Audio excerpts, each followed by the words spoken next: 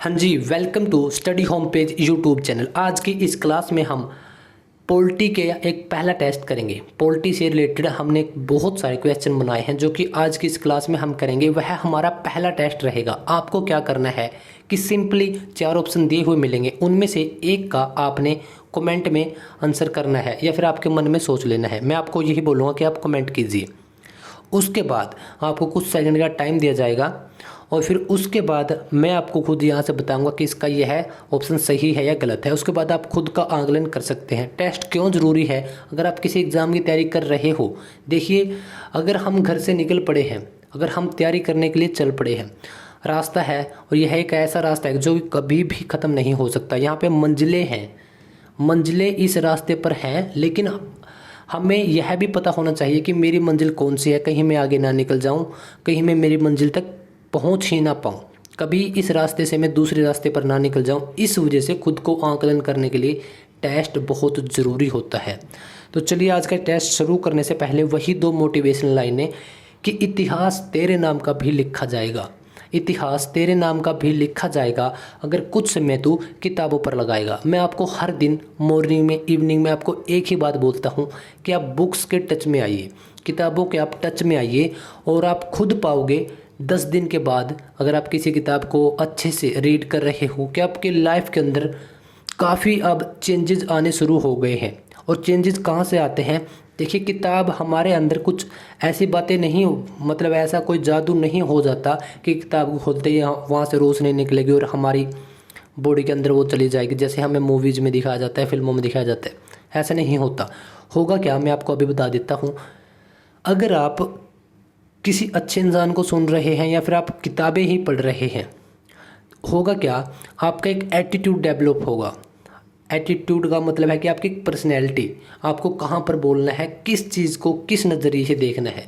सिर्फ दोस्तों यह चीज़ होती है जो कि जो कि आपकी लाइफ को प्रॉपर तरीके से बदल देगी।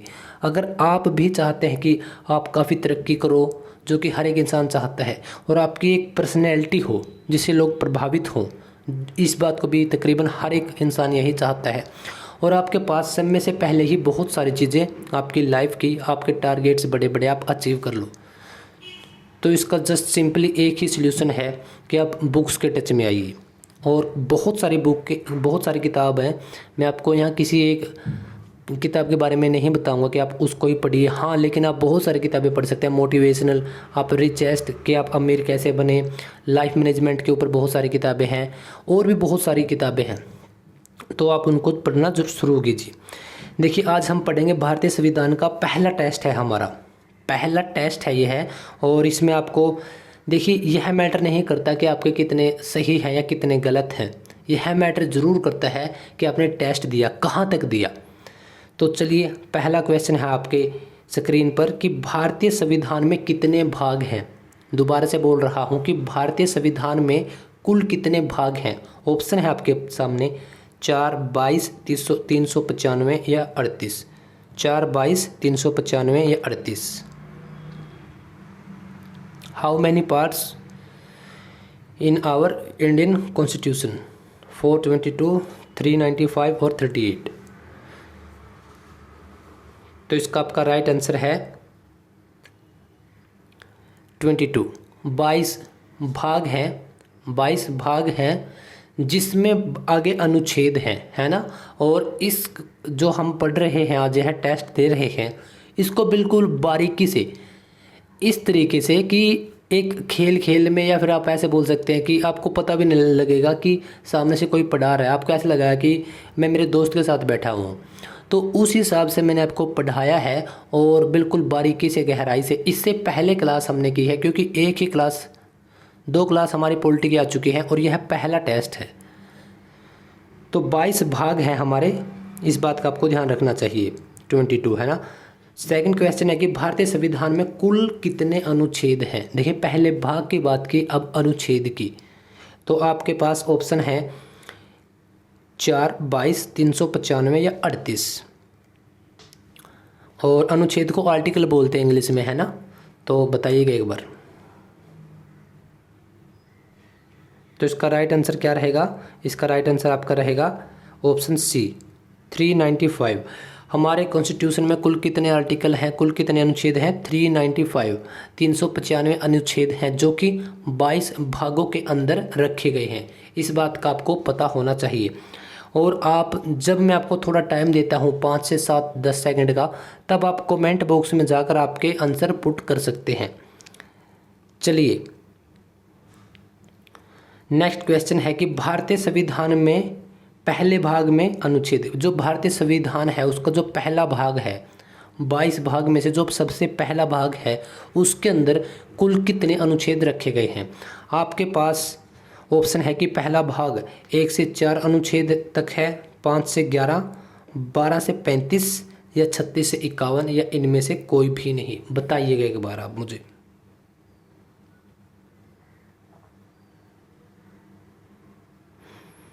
तो इसका राइट आंसर क्या रहेगा? Option A.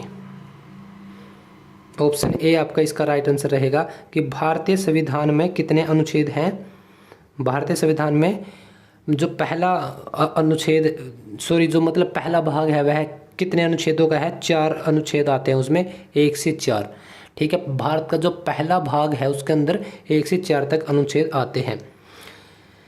देखिए, बाहर के किसी राज्य या क्षेत्र को भारत किस अनुच्छेद के अंतर्गत मिला सकता है? और हमने इसका एक एग्जाम्पल भी लिया था, जैसे कि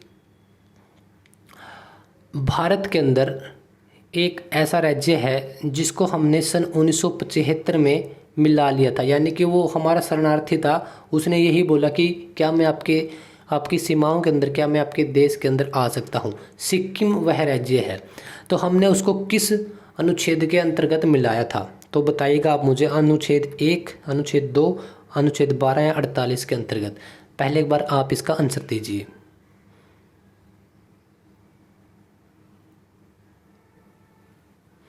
देखिए इसका राइट आंसर क्या रहेगा? इसका राइट आंसर रहेगा आपका ऑप्शन बी। देखिए अनुच्छेद 1 में क्या कहा गया है कि भारत राज्यों का संघ है। संघ का मतलब यहाँ पे क्या है? यूनियन है ना। India is A union territory. तो भारत राज्यों का संघ है और यहाँ पर संघ का मतलब क्या है? यूनियन। और यूनियन का मतलब यहाँ पर क्या है कि जिसके टुकड़े ना हो, उसके बाहरी मतलब जो बाहर नहीं जा सकते उसके वैसे टुकड़े हो सकते हैं। जैसे कि एक राज्य से 2 राज्य बन गए, जैसे पहले हरियाणा पंजाब इकट्ठे थे, काफ़ी राज्य इकट्ठे थे, ऑलमोस्ट सभी राज्य इकट्ठे थे, तब टुकड़े हो सकते हैं लेकिन बाहर नहीं जा सकते। तो इसका राइट आंसर क्या रहेगा? अनुच्छेद 2 के अंतर्गत हम किसी भी राज्य, किसी भी क्षेत्र को अपनी भारत की सीमाओं के अंदर मिला सकते हैं। नेक्स्ट क्वेश्चन है आपका कि वर्तमान राज्यों में फेरबदल करने का अधिकार संसद को किस अनुच्छेद के द्वारा दिया गया है? तो बताइएगा आप मुझे। ऑप्शन है आपके पास अनुच्छेद 1, अनुच्छेद 2, अनुच्छेद 3 या अनुच्छेद 4। तो इसका आपका राइट आंसर क्या रहेगा? Option C. आपका ऑप्शन सी इसका राइट आंसर रहेगा, यानी कि 3, यानी कि तीसरे अनुच्छेद के अंतर्गत वर्तमान के जो हमारे राज्य हैं, आप किसी भी राज्य को उठाकर देख लीजिए तो उसके अंदर फेरबदल कर सकते हैं। फेरबदल का मतलब यहाँ पर यह है कि शायद उसका नाम बदल दिया जाए। जैसे कि अगर उत्तर प्रदेश का नाम कुछ और नाम कर दिया जाए, हरियाणा का नाम कुछ और बदल दिया जाए, तो यह हो सकता है। और अगर इसके क्षेत्र को भी घटा दिया जाता है या बढ़ा दिया जाता है तो यह किस अनुच्छेद का काम है? अनुच्छेद 3 का, जो कि भाग 1 के अंतर्गत आता है। इतनी बातें हमें पता होनी चाहिए। आपका नेक्स्ट क्वेश्चन आता है, भारत से पाकिस्तान कब अलग हुआ? भारत से पाकिस्तान देश है जो, वह कब अलग हुआ? ऑप्शन है आपके पास 1893, 1935, 1947 या 1948। बताइएगा एक बार आप मुझे।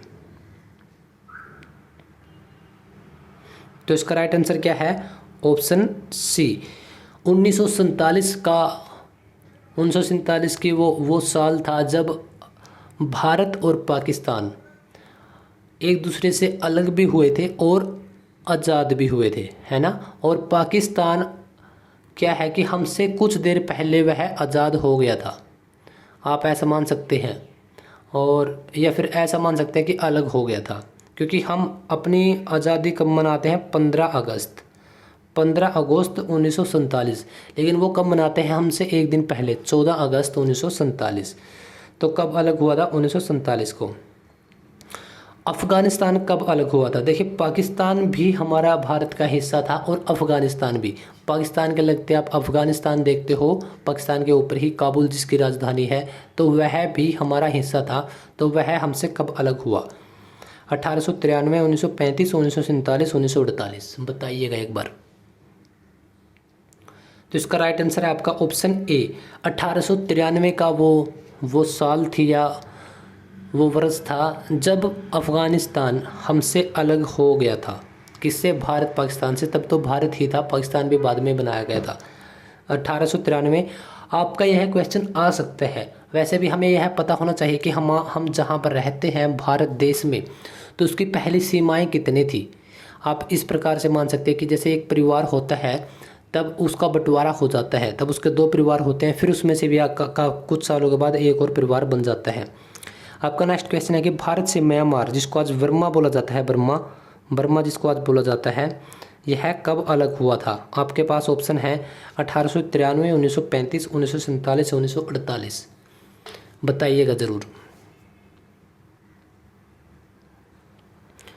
तो आपका राइट आंसर क्या है? 1935, 1935। 1935 में भारत और बर्मा को भारत से अलग कर दिया गया था, है ना, 1935 में। और आज बर्मा क्या नाम है? म्यांमार। ठीक है, म्यांमार। बताइएगा कि भारत देश की सबसे ज़्यादा बाउंड्री किस देश के साथ लगती है? यह आप ज़रूर बताइएगा, क्योंकि वह म्यांमार के पास ही है। तो आप बताइएगा मुझे। और गाइज, आज के हमारे इतने ही क्वेश्चन थे इस क्लास में, और आई होप कि आपको बहुत अच्छे तरीके से ये समझ में आया होगा और आपने एक अच्छे तरीके से टेस्ट दिया होगा। देखिए, आपके आज चाहे सभी के सभी क्वेश्चन ठीक है या सभी के सभी गलत हैं, सभी के सभी अगर आपके ठीक हैं तो कॉन्ग्रेचुलेसन कि आप बिल्कुल सही पढ़ रहे हैं।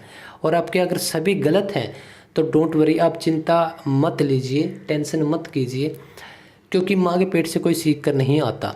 टेस्ट का मतलब ही यही होता है कि हमें जो नहीं पता, हमें यह पता लग जाए कि यह हमारे लिए ज़रूरी है। जैसे कि आज आपको बहुत कुछ पता लगा होगा, बर्मा कब अलग हुआ, पाकिस्तान कब हुआ, अफ़गानिस्तान कब हुआ, भारत का कितने भाग हैं, कितने अनुच्छेद हैं, पहले भाग में कहाँ से कहाँ तक अनुच्छेद हैं, भारत क्या है, एक भारत यूनियन है, संघ है राज्यों का।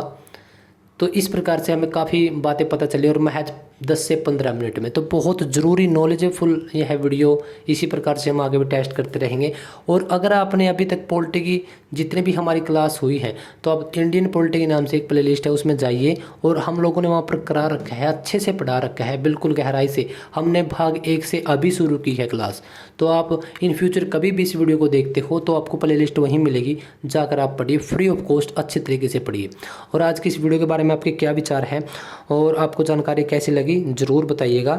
और आप किसी भी एग्ज़ाम की तैयारी कर रहे हो, हरियाणा का कोई एग्ज़ाम है, एसएससी का, यूपीएससी का, रेलवे, आप हरियाणा सीईटी की तैयारी कर रहे हैं, या आप कभी भी फ्यूचर में, तो यह क्वेश्चन नहीं बदलने वाला, यह सब चीज़ें वैसे की वैसे रहेंगी। तो वीडियो के बारे में आपकी क्या राय है ज़रूर बताइएगा। तो मिलते हैं कल के टेस्ट में। Thank you.